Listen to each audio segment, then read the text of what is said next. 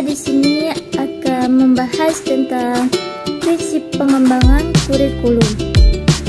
Langsung saja memperkenalkan diri. Nama Aisyah Nusyabani, kelas PIF dari semester 4 dengan NIM 23121090 dengan mata kuliah pengembangan kurikulum dengan dosen pengampu Dr. Helnanis MPD. Baik, langsung saja pembahasan yang pertama, yaitu apa itu pengertian prinsip pengembangan kurikulum. Adapun pengertian prinsipnya yaitu terdapat menurut para ahli Head-Richmond Randupan disebutkan prinsip atau kaidah adalah suatu kebenaran yang dapat dipercaya pada suatu masalah tertentu atau kebenaran fundamental untuk digunakan sebagai pedoman berpikir atau melakukan kegiatan. Adapun pembahasan prinsip yaitu secara gramatikal, prinsip berarti asas, dasar, keyakinan, dan pendirian. Kata prinsip menunjukkan pada suatu hal yang sangat penting, mendasar, harus diperhatikan, memiliki sifat mengatur dan mengarahkan, serta sesuatu yang biasanya selalu ada atau terjadi pada situasi dan kondisi yang serupa. Adapun pembahasan selanjutnya yaitu pengertian kurikulum menurut Hamalik tahun 2008. Pengertian kurikulum adalah suatu rencana yang disusun untuk melancar proses belajar mengajar di bawah tanggung jawab sekolah atau lembaga pendidikan. Adapun menurut Dr. Nana Sudjana dalam buku yang berjudul Pembinaan dan Pengembangan Kurikulum di Sekolah, karya Dr. Nana Sudjana disebutkan pengertian kurikulum adalah kumpulan niat dan harapan yang tertuang dalam bentuk program pendidikan yang kemudian dilaksanakan dan diterapkan oleh guru di sekolah yang bersangkutan.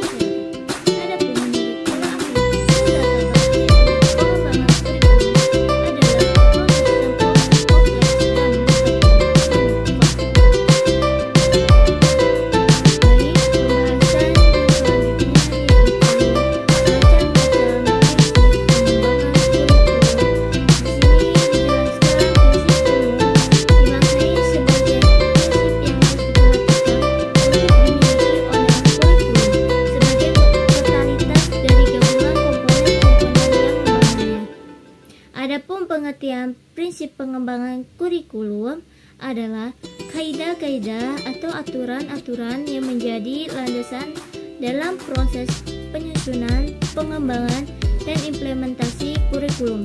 Prinsip-prinsip ini bertujuan untuk memastikan bahwa kurikulum yang dihasilkan relevan, efektif, efisien, dan sesuai dengan kebutuhan peserta didik serta tuntunan zaman.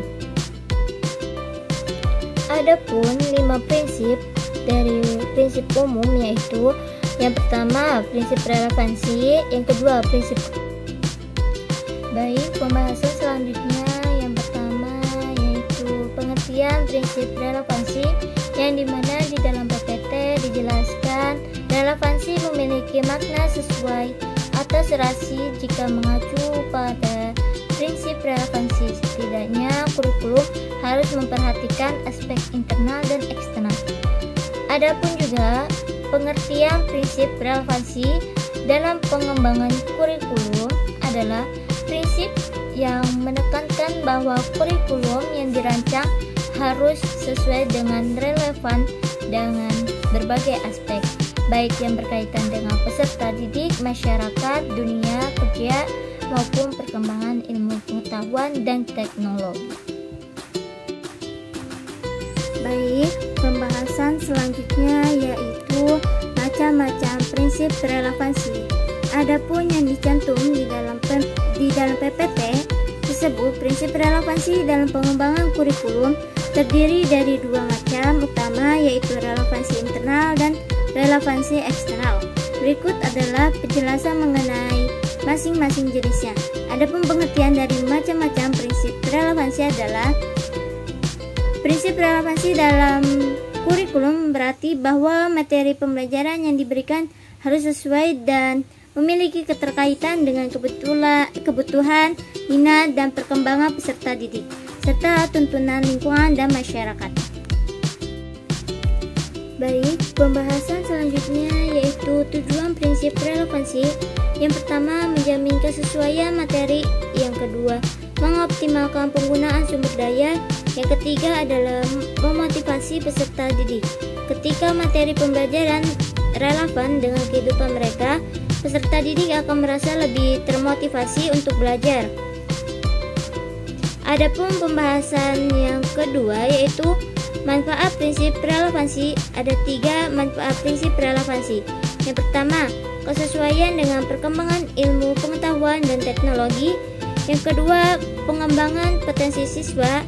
Yang ketiga, memudahkan pemahaman materi, konsep dan informasi yang relevan lebih mudah dipahami dan diingat oleh siswa karena mereka dapat mengingatkannya dengan pengalaman dan pengetahuan yang sudah Baik, selanjutnya yaitu fungsi prinsip relevansi. Ada 3 fungsi. Yang pertama, kesesuaian dengan kebutuhan masyarakat. Yang kedua, pengembangan potensi siswa. Yang ketiga adalah memfasilitasi pemahaman yang mendalam. Materi yang relevan lebih mudah dipahami dan diingat oleh peserta didik karena mereka dapat mengaitkannya dengan pengetahuan dan pengalaman yang sudah mereka miliki. Baik, penjelasan selanjutnya yaitu contoh prinsip relevansi. Yang pertama, siswa di sekolah kejurusan SMK yang mengambil jurusan teknik otomatis diajarkan tentang mobil listrik karena tren industri otomotif semakin beralih ke kendaraan ramah lingkungan. Kedua, pembelajaran bahasa Inggris menggunakan metode berbasis percakapan sehari-hari agar siswa dapat langsung menggunakannya dalam komunikasi nyata. Yang ketiga adalah guru matematika mengajarkan konsep pecahan dengan menggunakan contoh memotong kue ulang tahun atau membagi pizza. Siswa diajak untuk menghitung berapa bagian yang mereka dapatkan jika kue atau pizza tersebut dibagi rata dengan jumlah teman yang hadir. Adapun pembahasan yang A itu prinsip relevansi dari internal yang dijelaskan di dalam PPT, yaitu prinsip relevansi internal adalah kesesuaian atau keterkaitan antara berbagai komponen dalam satu sistem sehingga setiap bagian saling mendukung dan memperkuat pencapaian tujuan yang telah ditetapkan. Adapun pengertian prinsip relevansi internal dalam pengembangan kurikulum adalah prinsip yang menekankan pada adanya keselarasan dan keterkaitan yang logis antar berbagai komponen kurikulum. Artinya, semua komponen kurikulum seperti tujuan pembelajaran, materi pembelajaran, metode pembelajaran, media pembelajaran, dan penilaian harus saling mendukung dan berkontribusi terhadap pencapaian tujuan pembelajaran yang telah ditetapkan. Baik, selanjutnya pembahasan selanjutnya yaitu tujuan relevansi internal. Ada 2 tujuan. Yang pertama, tujuan pembelajaran. Tujuan pembelajaran harus dirumuskan dengan jelas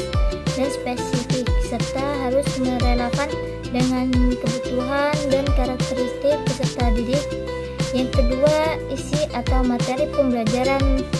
Materi pembelajaran yang dipilih harus relevan dengan tujuan pembelajaran yang telah ditetapkan materi. Materi tersebut harus berakhir dan sesuai dengan perkembangan ilmu pengetahuan dan teknologi. Adapun penambahan dari PPT tersebut menjamin keterkaitan antara media pembelajaran dan sumber belajar dengan materi dan tujuan pembelajaran, yaitu media dan sumber belajar yang digunakan harus relevan dan mendukung materi yang diajarkan serta tujuan pembelajaran yang ingin dicapai.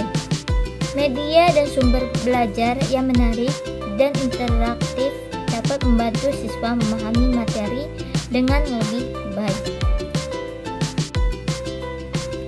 Baik, pembahasan selanjutnya yaitu manfaat prinsip relevansi internal. Ada dua manfaat prinsip relevansi internal.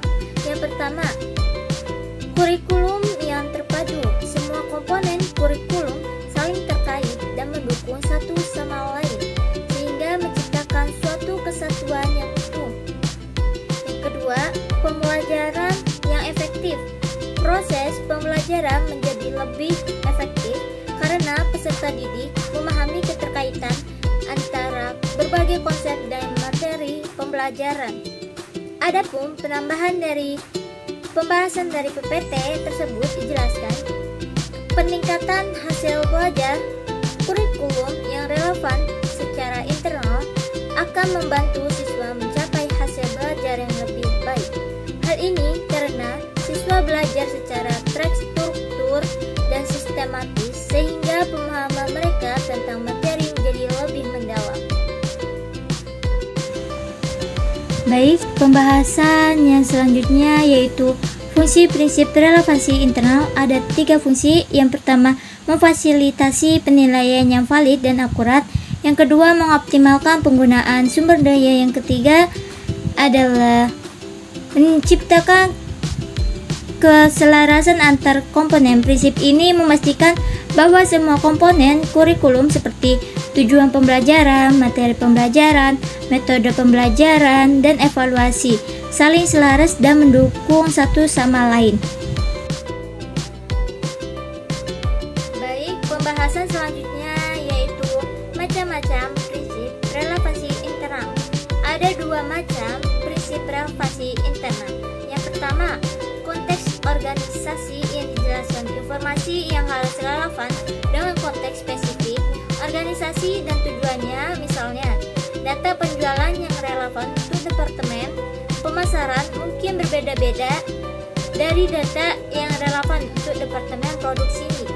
Yang kedua, konsisten data yang dijelaskan informasi yang dikumpulkan dan digunakan harus konsisten baik dari segi format maupun waktu agar analisis yang dilakukan berdasarkan data tersebut dapat diandalkan. Adapun penambahan yang ketiga yaitu keselarasan tujuan dan materi. Adapun penjelasannya, tujuan pembelajaran harus selaras dengan materi yang akan dipelajari. Materi yang dipilih harus relevan dan mendukung pencapaian tujuan pembelajaran yang telah ditetapkan. Baik, pembahasan selanjutnya yaitu macam-macam prinsip relevansi internal. Ada 2 macam prinsip relevansi internal. Yang pertama, konteks organisasi yang dijelaskan informasi yang harus relevan dengan konteks spesifik organisasi dan tujuannya, misalnya data penjualan yang relevan untuk departemen pemasaran mungkin berbeda-beda dari data yang relevan untuk departemen produksi. Yang kedua, konsisten data yang dijelaskan informasi yang dikumpulkan dan digunakan harus konsisten baik dari segi format maupun waktu agar analisis yang dilakukan berdasarkan data tersebut dapat diandalkan. Adapun penambahan yang ketiga yaitu keselarasan tujuan dan materi. Adapun penjelasannya, tujuan pembelajaran harus selaras dengan materi yang akan dipelajari. Materi yang dipilih harus relevan dan mendukung pencapaian tujuan pembelajaran yang telah ditetapkan.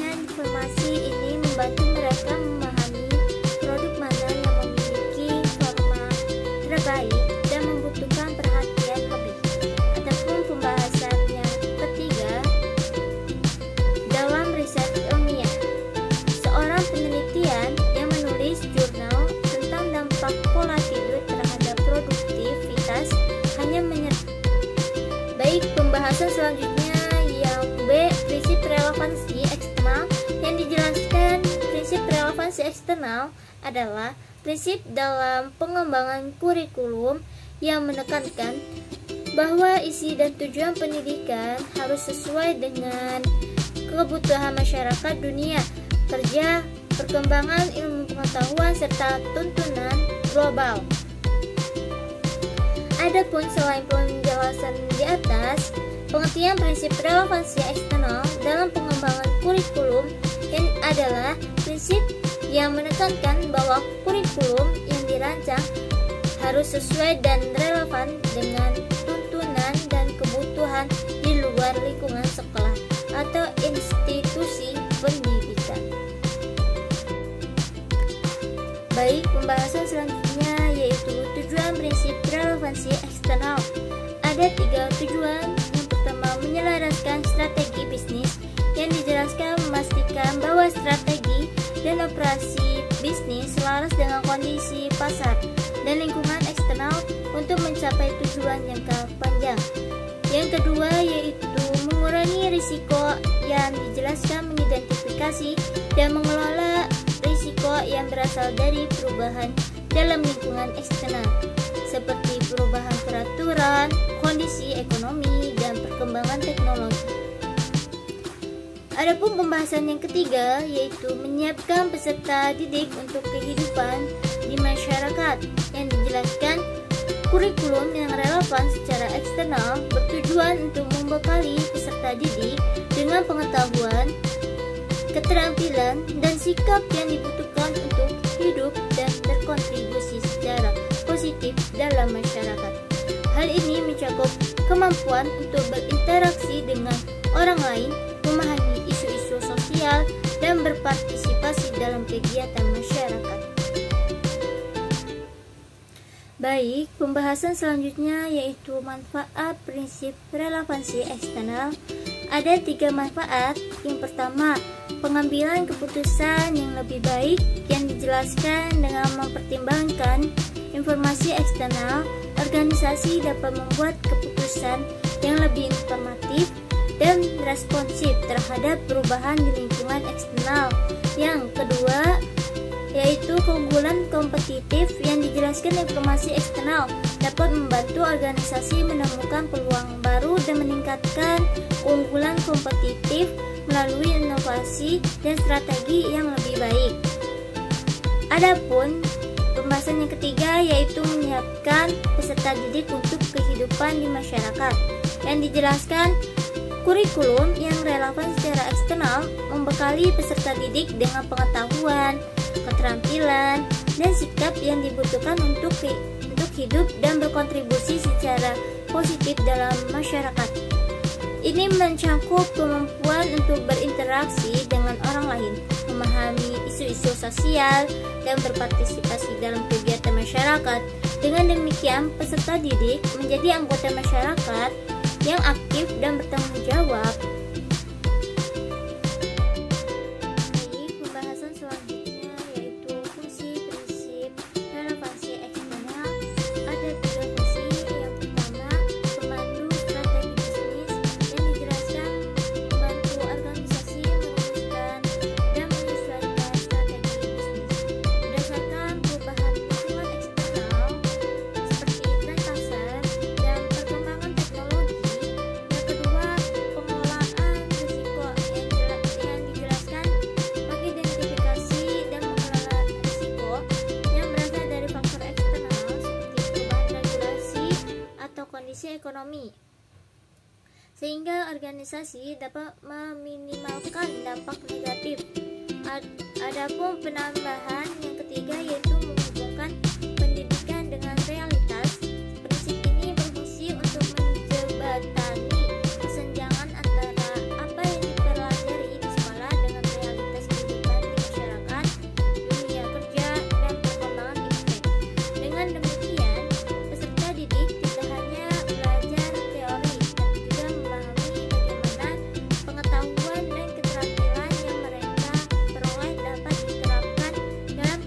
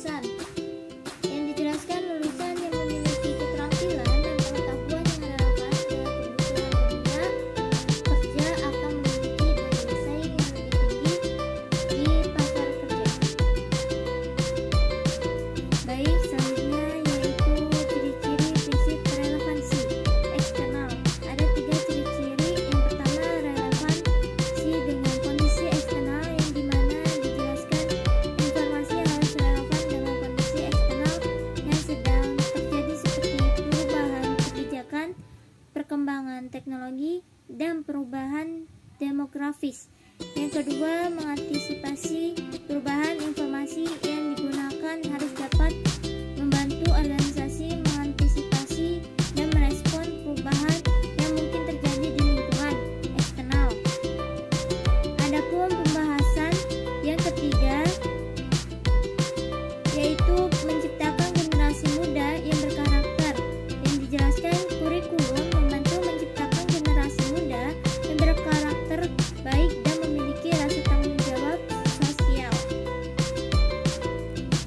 Jadi, pembahasan selanjutnya yaitu contoh prinsip relevansi eksternal. Ada 3 contoh. Yang pertama dari ekonomi makro. Contohnya, sebuah perusahaan real estate mempertimbangkan tingkat syukur bunga dan kondisi ekonomi saat merencanakan proyek pembangunan baru. Kedua, teknologi. Contohnya, sebuah perusahaan manufaktur mengadopsi teknologi otomatisasi baru untuk meningkatkan efisien produksi dan mengurangi biaya operasional. Adapun pembahasan yang ketiga yaitu relevansi dengan perkembangan iptek. Contohnya, sebuah sekolah yang menyadari pentingnya literasi digital dapat mengintegrasikan materi tentang keamanan siber, etika digital, dan keterampilan menggunakan berbagai platform digital dalam kurikulumnya.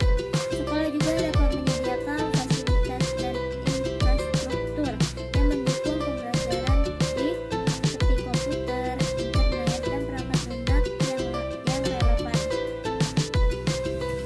Bagi pembahasan yang kedua yaitu prinsip kontinuitas, dan di mana jelaskan makna kontinuitas di sini adalah berhubungan, yaitu adanya nilai berkaitan antara kurikulum dari berbagai tingkat pendidikan sehingga tidak terjadi pengulangan atau harmonisasi bahan pembelajaran yang berakibat jenuh atau membosankan baik yang mengajarkan atau guru maupun yang belajar atau peserta didik. Adapun pembahasan pengertian prinsip kontinuitas dalam pengembangan kurikulum adalah prinsip yang menekankan pentingnya adanya kesinambungan dan keterkaitan antara berbagai komponen kurikulum secara vertikal. Adapun pembahasan selanjutnya yaitu tujuan prinsip kontinuitas, dan di mana ada 3 tujuan. Yang pertama, keandalan laporan keuangan. Yang dijelaskan prinsip kontinuitas memberikan keyakinan bahwa laporan keuangan mencerminkan kondisi keuangan perusahaan secara akurat dan dapat diandalkan untuk pengambilan keputusan jangka panjang. Yang kedua, stabilitas keuangan dengan asumsi bahwa perusahaan akan terus beroperasi. Prinsip kontinuitas membantu menunjukkan stabilitas keuangan perusahaan yang kemampuan untuk memenuhi kewajiban finansial. Yang ketiga yaitu menciptakan pengalaman belajar yang berkesinambungan. Prinsip kontinuitas bertujuan untuk memastikan bahwa pengalaman belajar yang diperoleh siswa pada suatu tahap pendidikan atau mata pelajaran tertentu relevan dan bermanfaat bagi tahapan pendidikan atau mata pelajaran selanjutnya. Baik, pembahasan selanjutnya yaitu manfaat prinsip kontinuitas. Ada 3 manfaat. Yang pertama, kepercayaan investor dan kreditor, yang dijelaskan dengan asumsi bahwa perusahaan akan terus beroperasi. Prinsip ini memberikan keyakinan kepada investor dan kreditor bahwa perusahaan memiliki prospek jangka panjang yang baik dan mampu memenuhi kewajiban finansialnya. Yang kedua, stabilitas keuangan. Prinsip kontinuitas membantu dalam menyusun laporan keuangan yang stabil dan akurat dan mencerminkan kondisi perusahaan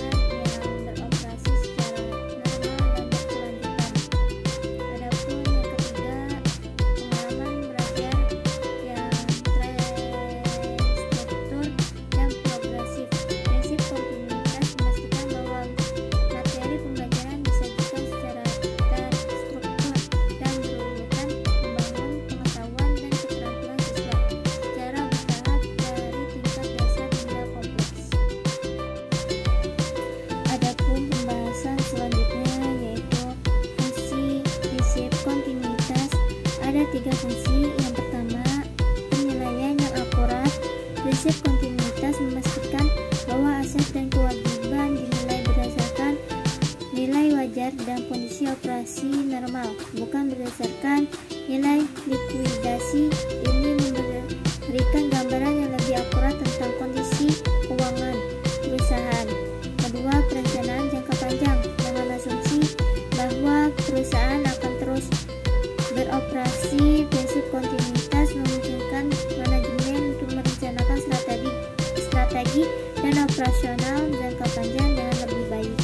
Yang ketiga yaitu memfasilitasi pemahaman konsep yang mendalam. Dengan adanya kesinambungan antar materi pembelajaran, siswa dapat melihat keterkaitan antara konsep-konsep yang berbeda.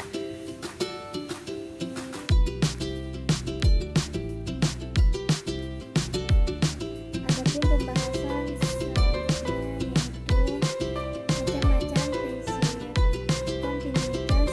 Ada 3 macam. Yang pertama, kekhawatiran berkelanjutan. Ini adalah prinsip dasar dalam kontinuitas yang menyatakan bahwa suatu entitas akan melanjutkan operasinya dalam jangka waktu yang cukup lama untuk menyelesaikan tujuan dan komitmen yang sedang berjalan. Yang kedua, perencanaan strategis jangka panjang. Ini melibatkan perencanaan strategi yang mempertimbangkan pertumbuhan dan perkembangan jangka panjang organisasi. Adapun pembahasan yang ketiga yaitu meningkatkan efektivitas pembelajaran.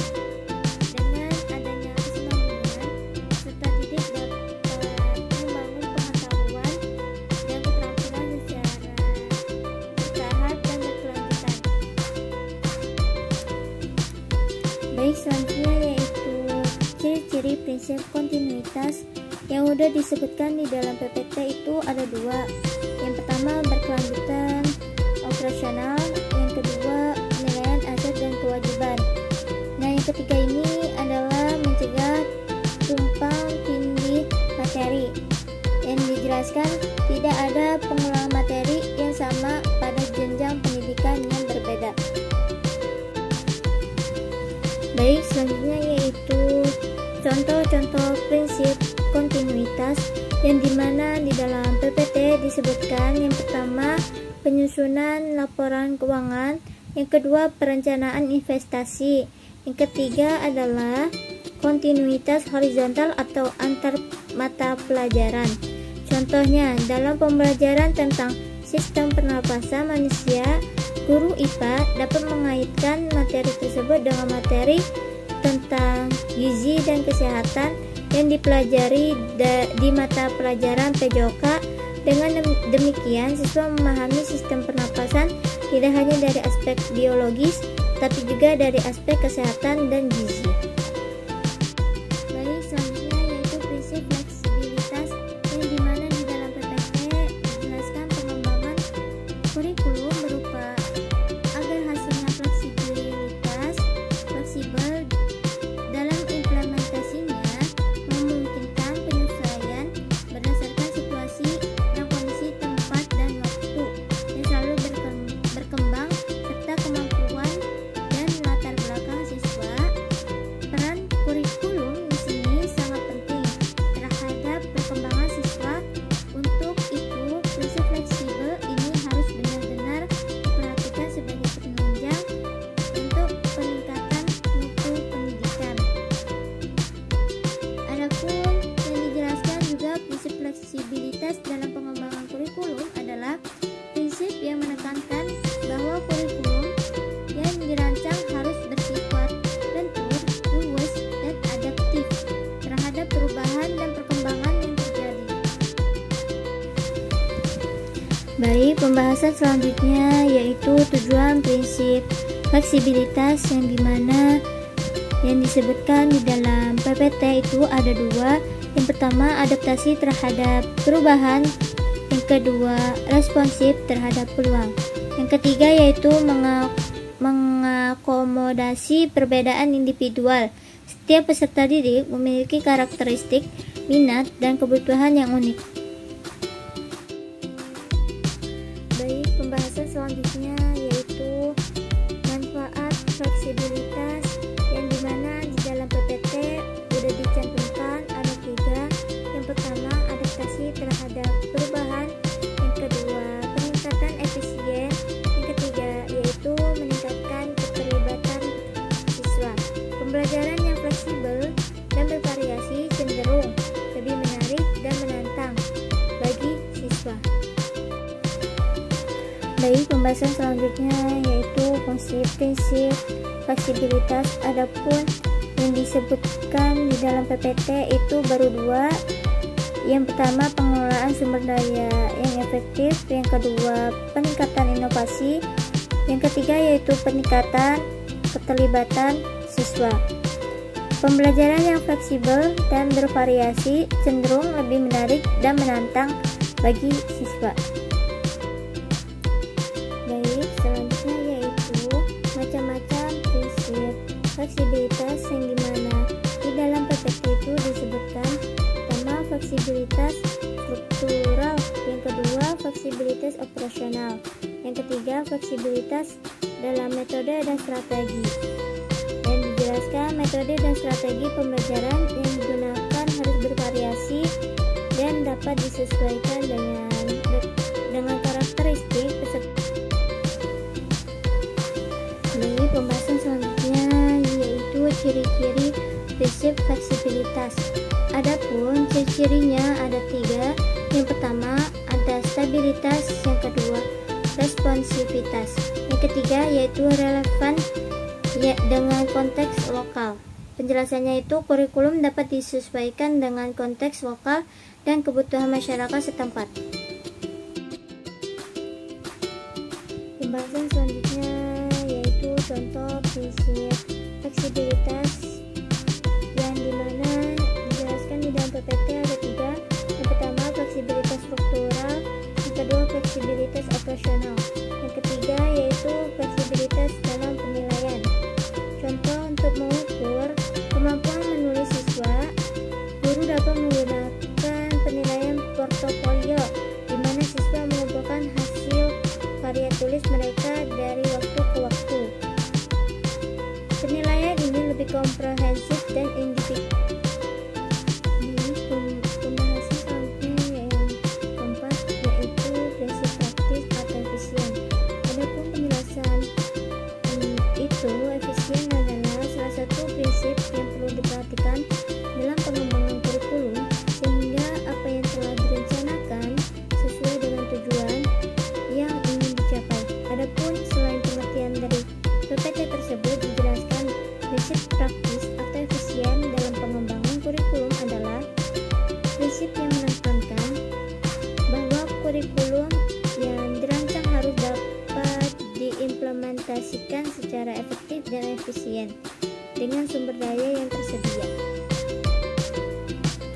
Baik, pembahasan selanjutnya yaitu tujuan prinsip praktis atau efisien, yang dimana terdapat di dalam PPT disebutkan 3 tujuan.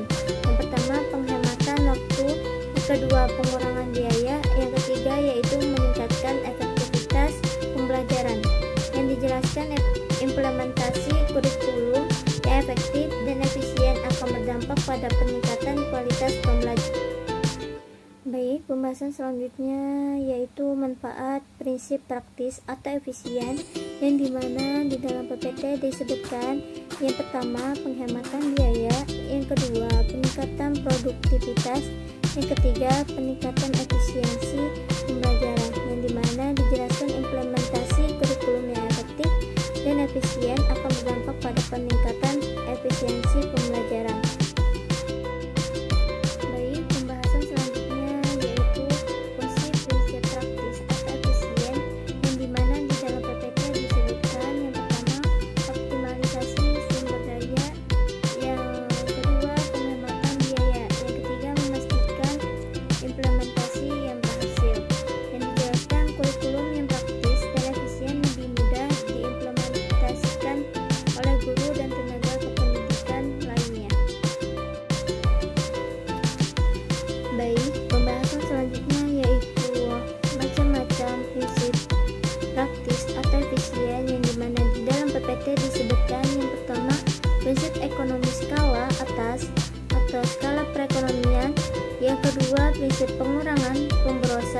atau land management. Yang ketiga yaitu meningkatkan efektivitas pembelajaran.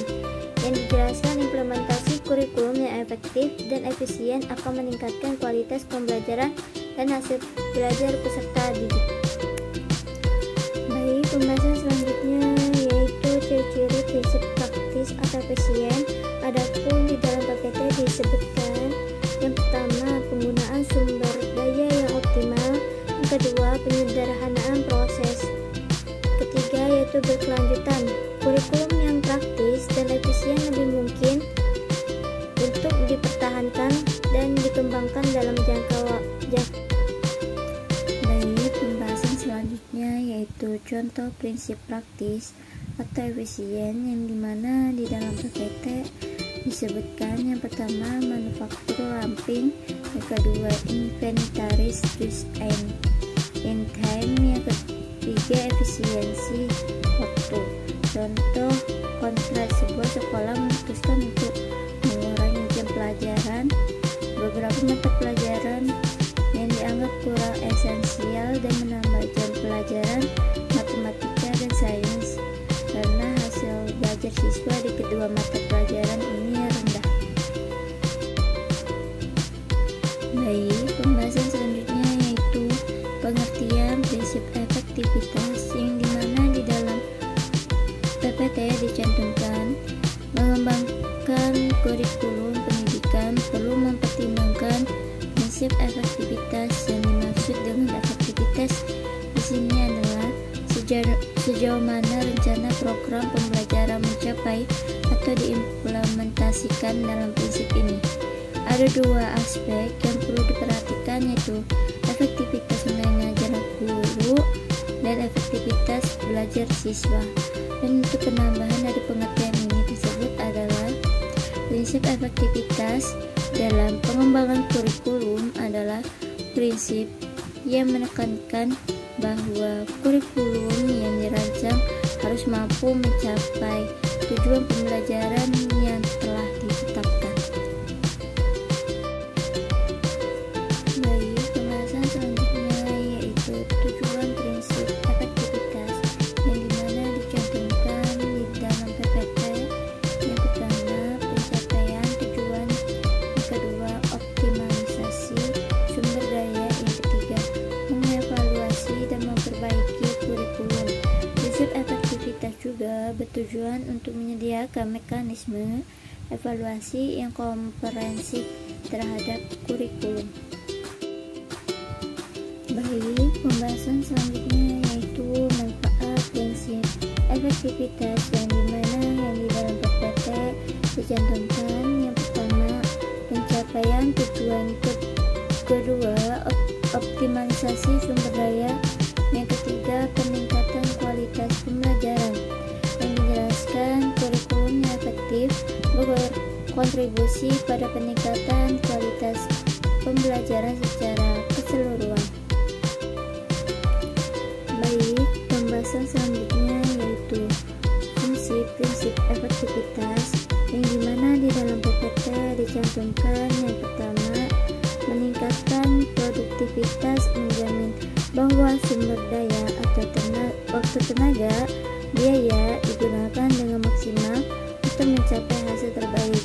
Yang kedua, memastikan tujuan tercapai atau memfokuskan aktivitas pada pencapaian target yang telah ditetapkan. Yang ketiga, mengevaluasi dan memperbaiki kurikulum. Yang dijelaskan prinsip efektivitas berfungsi untuk menyediakan mekanisme evaluasi yang komprehensif terhadap kurikulum. Baik, pembahasan selanjutnya yaitu macam-macam prinsip efektivitas yang dimana di dalam PPT dicantumkan yang pertama prinsip tujuan yang jelas, yang kedua prinsip prioritas, yang ketiga menyiapkan generasi muda yang kompeten. Yang dijelaskan kurikulum yang efektif akan menghasilkan generasi muda yang kompeten dan siap menghadapi tantangan di masa depan. Baik, pembahasan selanjutnya yaitu ciri-ciri prinsip efektivitas yang dimana dicantumkan di PPT Yang pertama, tujuan yang jelas dan terukur. Yang kedua, penggunaan sumber daya yang tepat. Yang ketiga, evaluasi yang komprehensif. Evaluasi yang dilakukan komprehensif mencakup aspek kognitif, afektif, dan psikomotor.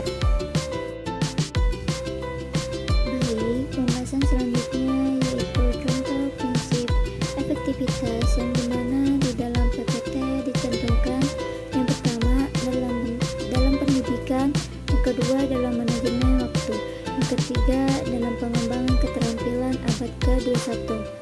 Contoh konkret, sebuah sekolah ingin membekali siswanya dengan keterampilan kolaborasi. Untuk itu, sekolah tersebut merancang program ekstrakurikuler yang melibatkan siswa dalam kegiatan kelompok.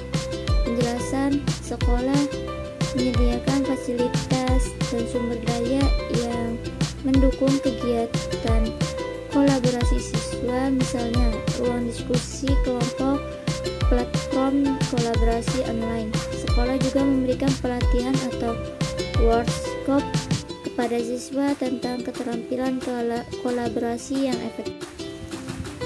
Baik, selanjutnya yaitu ada 5 prinsip khusus. Yang pertama, pengertian prinsip berkenaan dengan tujuan pendidikan. Yang kedua, pengertian prinsip berkenaan dengan pemilihan isi pendidikan. Yang ketiga, pengertian prinsip berkenaan dengan pemilihan proses belajar mengajar. Yang keempat, pengertian prinsip berkenaan dengan pemilihan media dan alat pengajaran. Yang kelima, pengertian prinsip berkenaan dengan pemilihan kegiatan penilaian. Baik, pembahasan selanjutnya yaitu pengertian prinsip khusus. Pengembangan kurikulum, adapun penjelasannya yaitu prinsip khusus pengembangan kurikulum adalah pedoman yang digunakan dalam merancang, menyusun, dan mengimplementasikan kurikulum agar sesuai dengan kebutuhan peserta didik, perkembangan dan perkembangan ilmu pengetahuan serta tuntunan zaman. Adapun pengertian selanjutnya yaitu prinsip khusus pengembangan kurikulum adalah prinsip-prinsip yang secara spesifik mengatur dan memandu pengambilan keputusan dalam setiap tahapan pengembangan kurikulum. Baik, pembahasan selanjutnya yaitu pengertian prinsip berkenaan dengan tujuan pendidikan. Adapun pengertiannya yaitu prinsip berkenaan dengan tujuan pendidikan adalah pedoman dalam pengembangan dan pelaksanaan sistem pendidikan yang memastikan bahwa kurikulum, metode pembelajaran, dan evaluasi sesuai dengan tujuan pendidikan yang telah ditetapkan. Adapun pengertian selanjutnya yaitu prinsip berkenaan dengan tujuan pendidikan dalam pengembangan kurikulum adalah prinsip yang menekankan bahwa tujuan pendidikan harus menjadi landasan utama dan acuan dalam setiap tahapan pengembangan kurikulum. Baik, selanjutnya yaitu prinsip berkenaan dengan pemilihan isi pendidikan, yang dimana pengertiannya adalah prinsip berkenaan dengan pemilihan isi pendidikan adalah pedoman yang digunakan dalam menentukan materi atau isi pembelajaran yang harus diajarkan kepada peserta didik. Adapun pembahasannya selanjutnya yaitu adalah prinsip berkenaan dengan pemilihan isi pendidikan dalam pengembangan kurikulum adalah prinsip yang menekankan bahwa isi atau materi pendidikan yang dipilih harus relevan dan mendukung pencapaian tujuan pendidikan yang telah ditetapkan. Baik, pembahasan selanjutnya yaitu pengertian prinsip berkenaan dengan pemilihan proses belajar mengajar, dan di mana pengertian ini adalah prinsip berkenaan dengan pemilihan proses belajar mengajar adalah pedoman yang digunakan dalam menentukan metode, strategi, dan teknik pembelajaran yang paling sesuai untuk mencapai tujuan pendidikan secara efektif. Adapun penambahan pengertian prinsip berkenaan dengan pemilihan proses belajar mengajar adalah prinsip berkenaan dengan pemilihan proses belajar mengajar dalam pengembangan kurikulum adalah prinsip yang menekankan bahwa proses belajar mengajar yang dipilih harus relevan dan efektif dalam mencapai tujuan pembelajaran yang telah ditetapkan. Baik, pembahasan selanjutnya yaitu pengertian prinsip berkenaan dengan pemilihan media dan alat pengajaran, yang dimana prinsip berkenaan dengan pemilihan media dan alat pengajaran adalah pedoman dalam memilih dan menggunakan media serta alat bantu pembelajaran agar dapat meningkatkan efektivitas dan efisiensi proses belajar mengajar.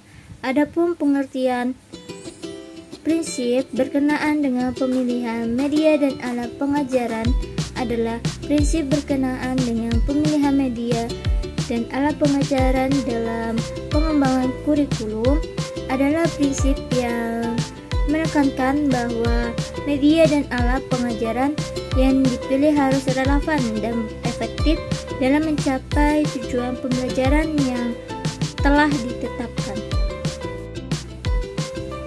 Adapun pembahasan yang terakhir yaitu pengertian prinsip berkenaan dengan pemilihan kegiatan penilaian, yang dimana prinsip berkenaan dengan pemilihan kegiatan penilaian adalah pedoman yang digunakan dalam menentukan metode, teknik, dan instrumen evaluasi untuk mengukur pencapaian kompetensi peserta didik secara objektif, valid, dan relevan dengan tujuan pembelajaran.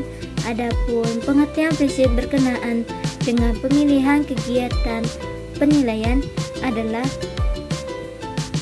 prinsip berkenaan dengan pemilihan kegiatan penilaian mengacu pada kaidah atau pedoman yang harus diperhatikan dalam menentukan metode dan teknik penilaian yang sesuai dengan tujuan pembelajaran.